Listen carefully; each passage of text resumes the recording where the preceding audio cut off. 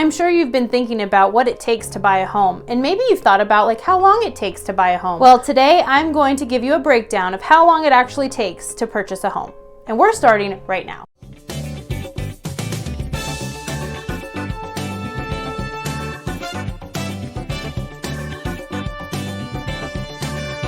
Hey, welcome back to my channel. And if you're new here, go ahead and click that subscribe button. You're not going to want to miss a beat about living in Denver, Colorado. Today I was going to give you a breakdown on purchasing a home here in Colorado. There are several things that you need to consider, and we're going to go over every single step of them. So one of the very first things that you may be thinking of, or what anybody else is going to encourage you to do, is to find a lender. You're going to want to shop around for lenders. Lenders offer different rates, different programs, different options for you. It's not a one-hat-fits-all solution, so you're going to want to shop around and get a few different opinions on what you can afford and what programs are out there for you. This process could typically take about 1 to 2 weeks depending on a couple of things. First thing, your lender is going to get down and dirty with all of your financial information. So you're going to want to make sure that you're truthful and you're filling out the application to the best of your ability, because they're going to ask questions about some things that you don't even remember. Once they go over all of your financial information, they have everything that they need, they're going to tell you, hey, you're pre-approved to buy a house. And then you get your pre-approval letter. This letter is significant when you're actually looking for homes. Majority of the time, your agent is going to want to ask for this, especially before or after seeing the very first home. You need to be serious when you're in this market. You want to make sure that you can afford the things that you're looking at and that you can have some wiggle room with it.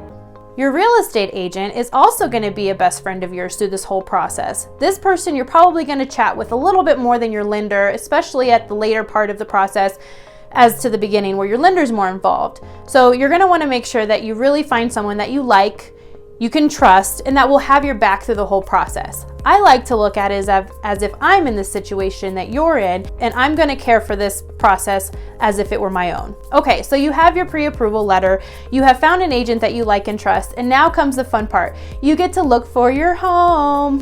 Whether this is your first home, your second home, a vacation home, or your forever home, your agent is gonna walk you through this process.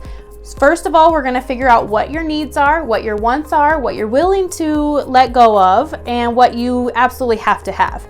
There are certain things to think about, if your family needs schools, or based on the location to your job, access to freeways, access to healthcare. There's a couple different things that your agent and you are going to go over to make sure that you guys are finding the right thing for what you need.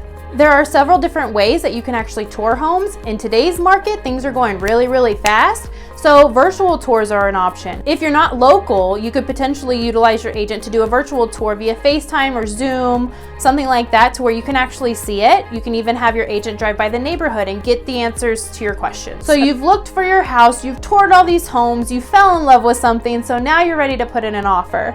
You put in your offer, and let's say it gets accepted.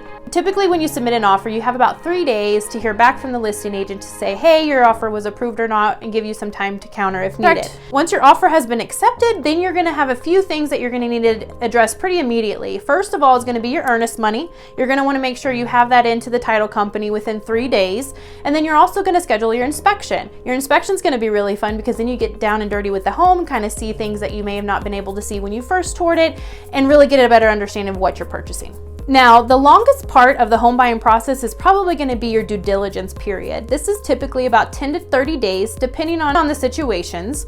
But this is a really good time for you to scour the neighborhood, make sure that schools are close or within your preferred location, knowing how long it's going to take you to get to and from work, knowing what parks to visit, or, depending on your situation and what you like, just knowing that the neighborhood is all in all what you expected it to be.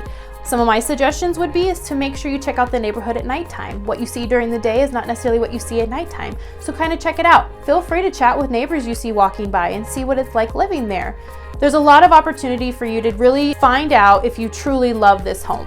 If the home you have picked to purchase is a part of an HOA, you're definitely going to want to make sure that you utilize this time period to look over all those documents. There could be restrictions and covenants that you may not be aware of, but you want to make sure that you understand them fully before finalizing your purchase of this home.